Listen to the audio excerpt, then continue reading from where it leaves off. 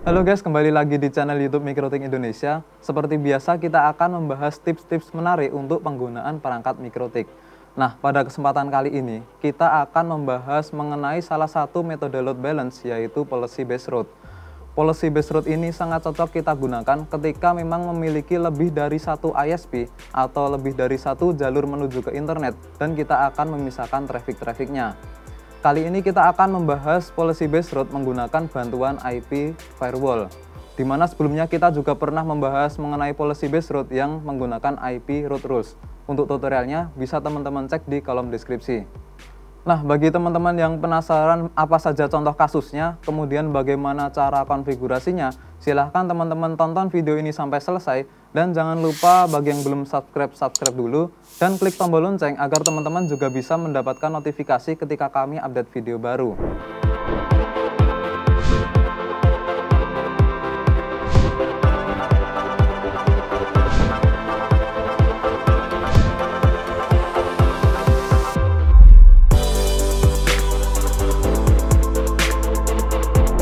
Policy based load ini sangat cocok kita gunakan ketika memang memiliki lebih dari satu ISP atau lebih dari satu jalur untuk menuju ke internet, dan kita akan memisahkan traffic-trafficnya. Misalkan kita akan memisahkan traffic game online atau sosmed atau YouTube atau mungkin kebutuhan lain di lapangan. Nah, kita langsung saja untuk mencoba contoh kasus yang pertama. Di sini kita akan melakukan policy based load berdasarkan portnya. Policy based load berdasarkan port ini sangat cocok kita gunakan untuk memisahkan traffic game online, karena traffic game online itu biasanya menggunakan port-port khusus. Nah, langsung saja kita cek topologi yang saya gunakan. Di sini menggunakan hub AC, kemudian di Ether 1 itu terhubung ke ISP A, dan Ether 2 terhubung ke ISP B. Kemudian Ether 3, 4, 5, dan wireless itu saya masukkan ke bridge, dan saya gunakan untuk local area network. Nah, sebagai contoh kita akan melewatkan traffic game itu di ISP B, dan traffic umum itu di ISP A. Nah, untuk kebutuhan ini bisa kita lakukan mungkin karena ISP B itu lebih stabil untuk bermain game online. Jadi kita akan melewatkan traffic game online itu melalui ISP B. Nah, jadi kita langsung saja remote routernya menggunakan Winbox. Di sini connect. Kemudian kita cek dulu untuk interface-nya. Di interface Ether 1 itu terhubung ke ISP A, kemudian di Ether 2 itu terhubung ke ISP B, kemudian Ether lain dan wireless LAN itu saya gunakan sebagai local area network. Saya masukkan ke bridge. Nah, kemudian kita cek IP address-nya. Dari ISP A itu saya mendapatkan IP 172.28.11.2/30. Berarti gateway-nya adalah 172.28.11.1. Dan di ISP B saya mendapatkan IP 172.28.12.2/30. Kemudian untuk local area network saya menggunakan IP 192.168.208.1/24. Kemudian kita cek di IP routes. Nah, di sini saya sudah membuat default gateway untuk ISP A dan gateway cadangan untuk ISP B. Nah, kita akan mencoba melakukan contoh kasus yang pertama tadi. Kita akan melakukan pisah traffic berdasarkan portnya. Kita bisa menggunakan firewall, kita masuk ke IP, kemudian firewall. Jadi pertama kita akan menangkap IP-IP dari server game online. Jadi ketika ada user yang mengakses game online, itu akan dicatat IP-nya dan dimasukkan ke address list. Pertama kita bisa menggunakan firewall row. Di sini kita tambah baru. Kita menggunakan chain pre-routing. Kemudian untuk protokolnya, nah di sini teman-teman harus tahu protokol apa yang digunakan oleh game online tersebut, protokol dan port. Teman-teman bisa mencarinya di internet atau bisa menggunakan fitur torch. Nah, di sini saya sudah menyiapkan portnya. Saya copy, kemudian saya masukkan ke destination port. Nah, kemudian untuk action itu saya pilih add DST to address list. Jadi di sini di firewall row ini akan mencatat destination address-nya atau server dari game online-nya. Di sini saya menggunakan nama game misalnya, kemudian saya kasih waktu 1 hari. Nah, di sini saya menggunakan membuat satu rule, yaitu menggunakan protokol TCP. Dan kebetulan game yang akan saya mainkan itu menggunakan TCP dan UDP. Berarti saya copy rule-nya satu lagi dan menggunakan protokol UDP. Kita oke. Nah, jadi di sini kita sudah memiliki 2 rule ya untuk protokol TCP dan UDP dengan destination port sama dan action yang sama. Kita kasih nama actionnya DST address, add DST to address list, dan namanya game. Kemudian di sini kita akan membutuhkan fitur firewall mangle untuk menandai paket-paketnya. Kita pergi ke mangle dan kita tambah untuk chainnya pre-routing. Kemudian in interface-nya itu kita pilih interface LAN yang menuju ke user. Kemudian pergi ke tab Advanced. Di sini kita gunakan parameter DST address list. Kita isikan DST address list yang sudah kita buat tadi, yaitu game. Kemudian di bagian action itu kita berikan mark routing. Misalkan via ISP B. Kemudian kita oke. Nah, dengan rule yang barusan kita buat ini, ketika ada klien yang mengakses game online dengan port yang sudah kita tentukan, itu nanti IP dari server game online-nya atau destination address-nya akan tercatat di address list. Kemudian dari mangle itu ketika ada traffic dengan tujuan DST address game tadi, itu akan diberikan mark routing dengan nama new routing mark via ISP-B. Nah, kemudian selanjutnya kita akan menambahkan IP routes di menu IP, kemudian routes. Di sini kita tambah baru, kita DST address-nya adalah 0.0.0.0/0, gateway-nya adalah ISP-B, saya tulis 172.28.12.1. Kemudian kita kasih routing mark-nya yang sudah kita tentukan tadi, yaitu via ISP-B. Kita kasih komentar misalkan via ISP-B. Nah, sudah kita oke. Selanjutnya kita bisa mencoba untuk pengujian. Di sini saya menggunakan game mobile ya, game Mobile Legends. Kemudian kita connect ke WiFi. Kemudian kita buka gamenya. Kita sambil memantau untuk firewall address list dan interface ya. Dan satu lagi kita akan mencoba untuk torch. Kita akan melihat apakah benar-benar traffic game ini dilewatkan ke ISP-B. Ini interface-nya LAN, kita torch. Nah, di address list di sini sudah terisi satu sudah terisi satu address, yaitu address 161.202.213.77. Ini adalah server dari game online. Kita coba masuk ke game, kita lihat apakah ada address yang lain atau tidak.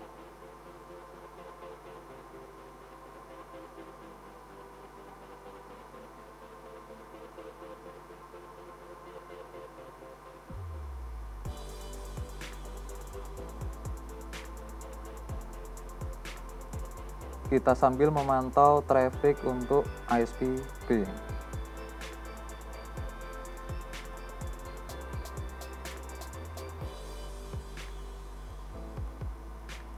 Nah, di sini ada IP address baru.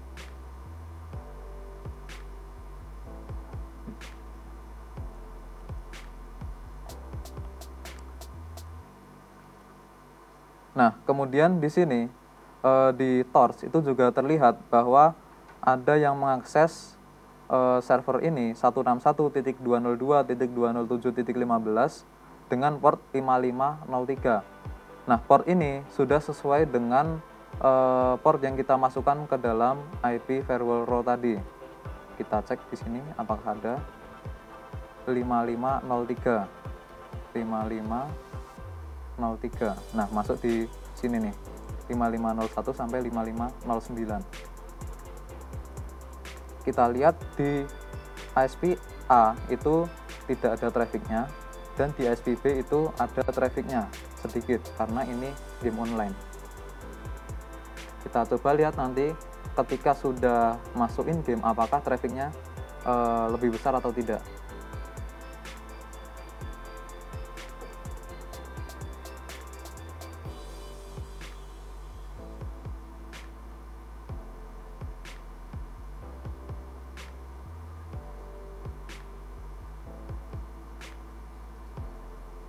Nah, di sini terlihat untuk trafficnya sekitar 30 KB sampai 40 Kbps. Ini standar untuk game Mobile Legends. Nah, selanjutnya kita coba untuk traffic selain game. Di sini misalkan kita akan membuka YouTube, ya, gamenya saya close.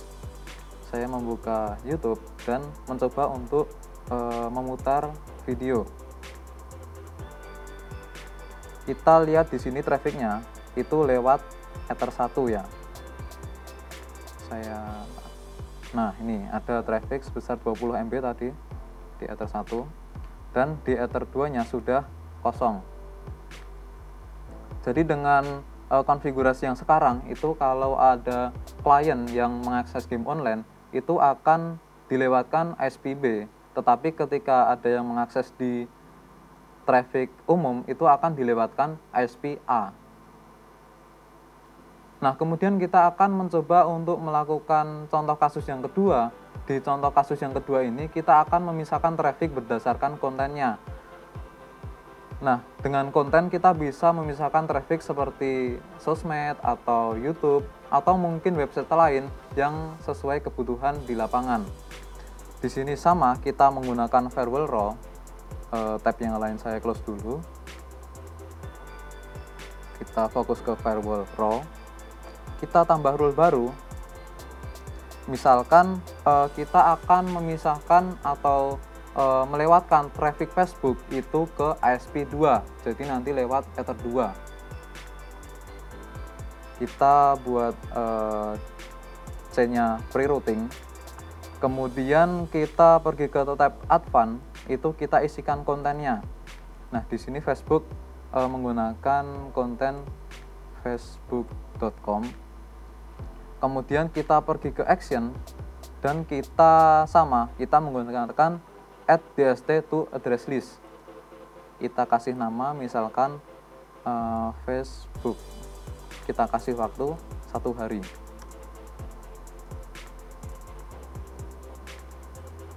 Kita apply dulu. Kita copy lagi. Di sini ternyata Facebook tidak hanya menggunakan facebook.com, tetapi ada juga fbcdn.net. Nah, ini juga teman-teman tambahkan. Nah, jika teman-teman memiliki parameter lain di sini, itu teman-teman boleh komen di kolom komentar, atau mungkin teman-teman juga bisa tambahkan lagi di bagian konten ini. Kemudian action sama, untuk address-nya itu sama, Facebook. Kita apply. Nah, kemudian kita OK. Kemudian kita akan melewatkan traffic YouTube itu untuk melewati ISP A atau nanti akan lewat Ether 1. Kita tambahkan firewall row lagi. Kemudian C-nya itu pre-routing. Dan di tab Advanced itu kita isi konten juga. Di sini menggunakan .youtube.com. Kemudian di bagian action itu kita sama, add DST to address list. Kemudian address listnya misalkan YouTube. Saya kasih timeout 1 hari. Kita apply, kita copy lagi. Karena YouTube itu juga menggunakan domain .googlevideo.com. ya. Nah, jika teman-teman memiliki isian konten yang lain juga bisa ditambahkan, atau mungkin juga teman-teman boleh komen di kolom komentar biar lebih lengkap lagi. Kita kasih actionnya sama, address listnya YouTube. Nah, jadi di sini untuk cara kerjanya sama. Ketika ada klien mengakses Facebook, itu nanti akan IP server Facebooknya itu akan dicatat di address list namanya Facebook. Tetapi ketika ada klien mengakses YouTube, itu akan dicatat juga untuk destination address-nya bernama YouTube. Tetapi kita akan membuat mangelnya dulu. Kita buat mangel sama, kita tambah baru. Di sini chain-nya pre-routing, in interface-nya adalah dari LAN. Kemudian di bagian advanced itu kita kasih destination address list adalah Facebook. Untuk Facebook itu saya kasih mark routing ke via ISP-B. Kita oke. Kemudian kita buat rule satu lagi untuk YouTube. Kita chain-nya pre-routing sama, in interface-nya adalah LAN. Kemudian di tab advanced itu kita juga menggunakan destination address list YouTube. Kemudian action-nya itu saya kasih mark routing, tetapi di sini via ISP-A. Nah, sudah memiliki rule seperti ini, ketika ada klien mengakses Facebook, nanti akan server dari Facebooknya itu dicatat di address list, kemudian traffic dengan tujuan address list Facebook akan dilewatkan ISP-B. Kita bisa buka IP routes dulu. Kita akan menambahkan satu rule ya dengan destination address 0.0.0.0/0 dengan gateway ISP-A 172.28.11.1. Kemudian root marknya kita isi via ISP-A. Kita kasih komen. Nah, gini kita memiliki dua rule via ISP-A dan via ISP-B. Kemudian kita bisa melakukan pengujian. Kita cek, kita pantau interface, kemudian IP firewall address list, dan juga torch.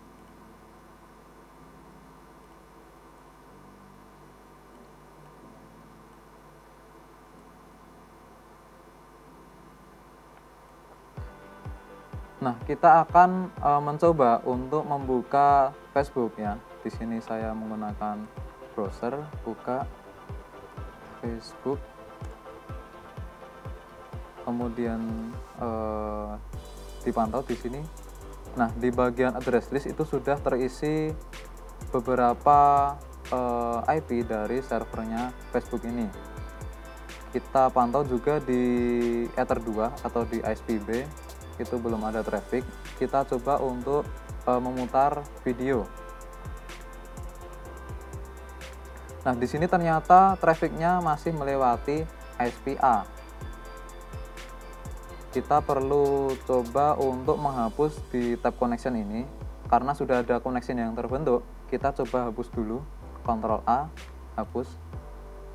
Kemudian kita bisa buka Facebook lagi.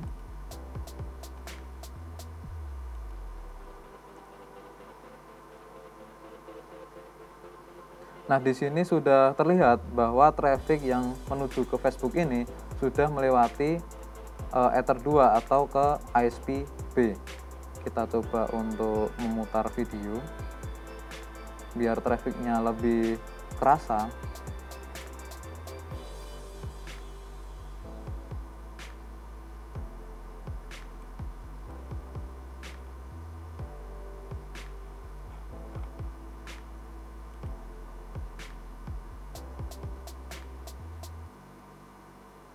Nah, di sini terlihat traffic besar ada di Ether 2. Dan rule yang barusan kita buat ini sudah sesuai. Kemudian kita coba untuk mengakses YouTube. Ya, kita buka YouTube. Harusnya ketika kita mengakses YouTube itu traffic akan dilewatkan lewat ISP A atau Ether 1.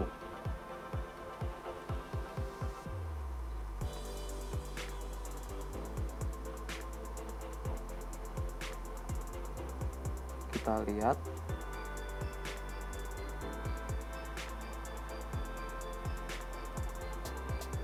Nah, di sini juga sudah sesuai. Ketika kita menjalankan video YouTube, itu traffic akan melewati Ether 1 atau ISP A. Kalau belum bisa, teman-teman bisa coba untuk menghapus connection ini tadi. Kita hapus dan kita refresh atau buka ulang YouTube-nya. Kemudian teman-teman juga bisa mengecek di bagian address list. Pastikan juga sudah ada IP dari servernya YouTube. Oke teman-teman, tadi kita sudah melakukan policy based route menggunakan bantuan IP firewall. Kita sudah mencoba untuk memisahkan traffic game online berdasarkan portnya, dan kita juga sudah mencoba untuk memisahkan traffic sosmed menggunakan konten. Nah, mungkin teman-teman bisa mencoba untuk kebutuhan sesuai di lapangan itu menggunakan matcher-matcher yang tersedia. Sekian video tutorial kali ini. Terima kasih sudah menonton sampai selesai. Bagi yang belum subscribe, silahkan subscribe dulu dan klik tombol lonceng agar teman-teman juga bisa mendapatkan notifikasi ketika kami update video baru. Like dan share agar video ini bermanfaat untuk orang lain. Terima kasih sudah menonton dan sampai jumpa di video tutorial selanjutnya.